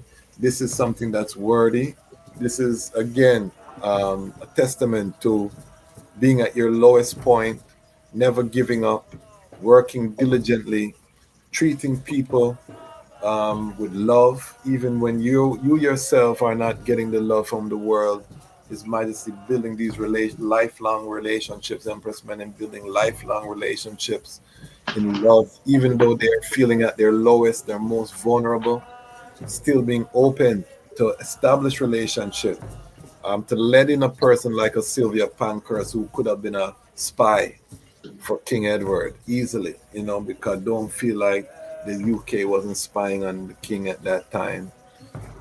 But having that trust and that discernment to empower certain ones to do. And I love what you said about her using her station, not trying to be a black person or Ethiopian, because her family was very well connected. They were well known, and you said correctly, they leverage that relationship power that they had on behalf of the emperor and on behalf of Ethiopia. Richard Pankhurst, her son, also continued in that tradition, writing a few different works. So there's so much to learn. Before we seal up, Marcus Messiah Garvey, he's in the UK at this time. Does the I know any of the history? Because according to the allegation, Marcus was reaching out to His Majesty. His Majesty didn't respond, created a lot of animosity, unfortunate statements, which stained the legacy of Honorable Marcus. But does the I know any history about Marcus Garvey being in the UK during this period, at that early 1930s period? Yes, being a researcher of the Emperor's time in exile is a crucial subject, and the whole involvement of the African diaspora in the story is a central part of the narrative at Fairfield House of the Emperor during that time in exile. So Marcus Garvey and Emperor Haile Selassie crossed paths almost at Waterloo Station, and the Marcus Garvey, felt snubbed, as they would say here, that the emperor wouldn't receive him, and people take that as face value, and they would even read, Marcus going further and saying that the emperor's a coward. He went a lot further than that as well, where he said that he's for Mussolini and down with Haile Selassie, and these sorts of things at Speaker's Corner. The Emperor Marcus Garvey was speaking bad about Emperor Haile Selassie, and African students that were there really started to trying to throw things at Marcus Garvey. He had to be protected. He had to be sort of taken away because he was saying awful things about Emperor Haile Selassie during this period when he lived maybe 2.5 hours away from Bath, in Hammersmith and those sort of parts of London, Kensington, in these sorts of times. But the truth and the reality actually lives your side in Harlem, with the Voice of Ethiopia and Dr. Malaku Bayan, because there he took in Marcus Garvey's audience, with the license of Emperor Haile Selassie being his official representative in the Western Hemisphere.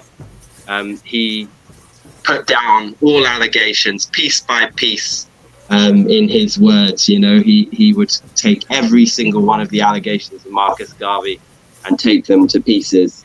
So he did that at the time, and it caused a mass loss of trust in Marcus Garvey, and a huge growth in the Ethiopian World Federation with membership of the UNIA. So it's just part of the history. And neither Marcus Garvey nor Dr. Malachi Bayen lived to see Ethiopia free, you know, so they're representing their views at that particular time. But it's an interesting study to look at the different arguments that are going back and forth. So Dr. Bayen, for example, he gives very clear detail about what happened at the station and how the only party, it was a security risk to have the emperor waiting at the station to meet these huge numbers of people that wanted to meet him.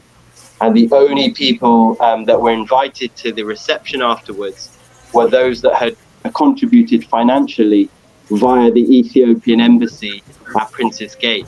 So Dr. Bayen was pointing a finger to say that Marcus Garvey hadn't contributed financially, so he wasn't invited to the thing. Had he contributed, he would have been invited.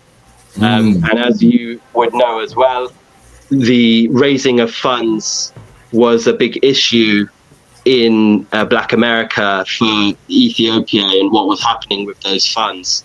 There's all these layers and details in that. It's part of our story.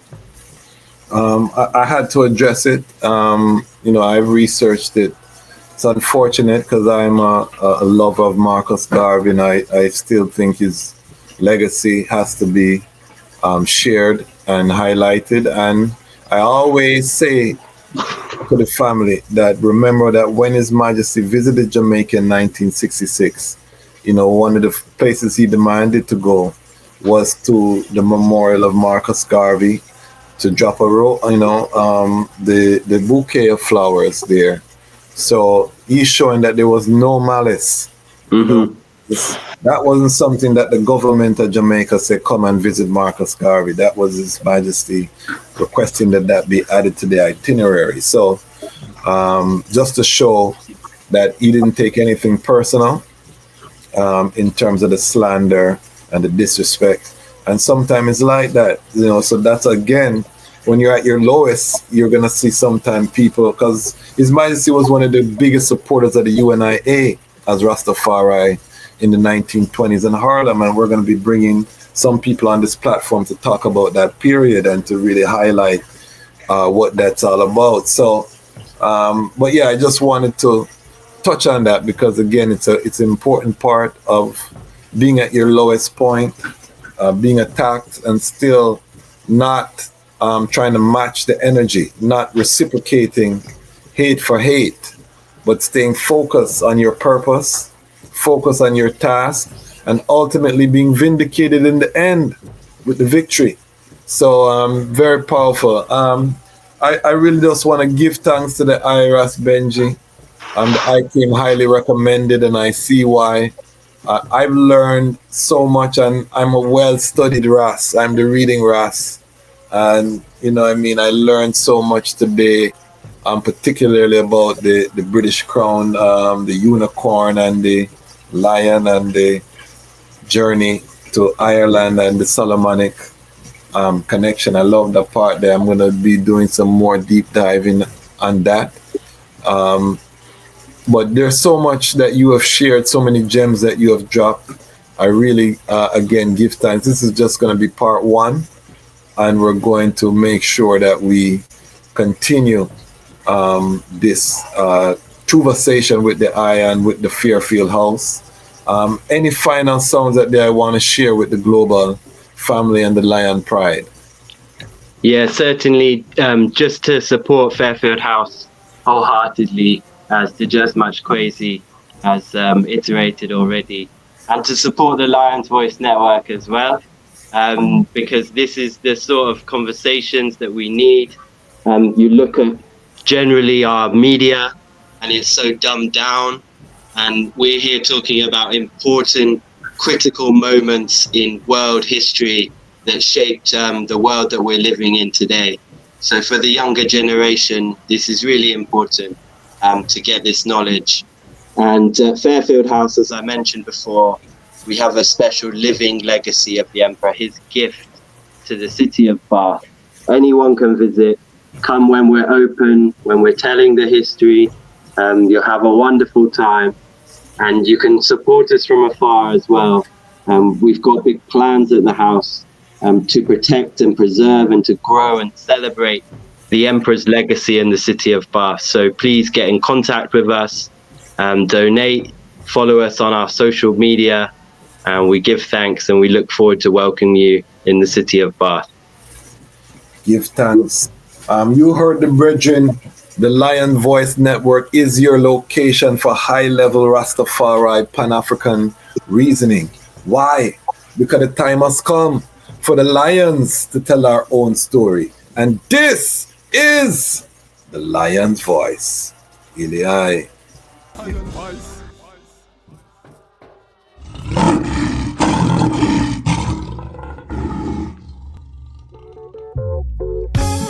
Well, for unto us a son was born and a child was given, and the government shall be upon his shoulders, and his name shall be called the Wonderful Counselor, Everlasting Father, the Prince of Peace. Them call him Tafari. When he was born, rain fall from the sky. Them call him Tafari. When he was grown, in airplanes he fly. They call him Tafari. Lion break the chain, weep not, don't cry.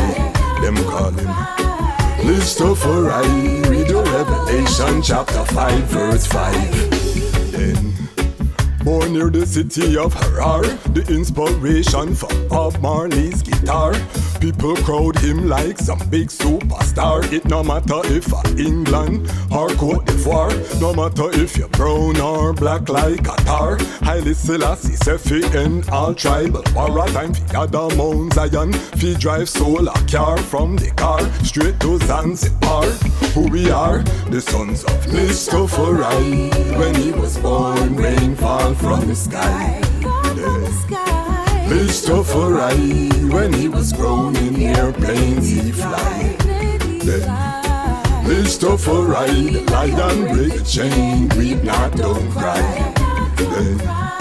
Tafari. Read the Revelation chapter 5 verse 5. Royal governor from the age of 13 years. Leave the palace, fi go back in a school with him peers. He's the head without fear, he's one to be revered. When them call his name, then the heathen scare. Plus the priest concerned, and him teachers concerned. Cause all this little youth want fi do is just learn. But he wait his turn, till him turn the chess match. The people rejoice when him crown as the Ras they call him Tafari. When he was born, rain fall from the sky.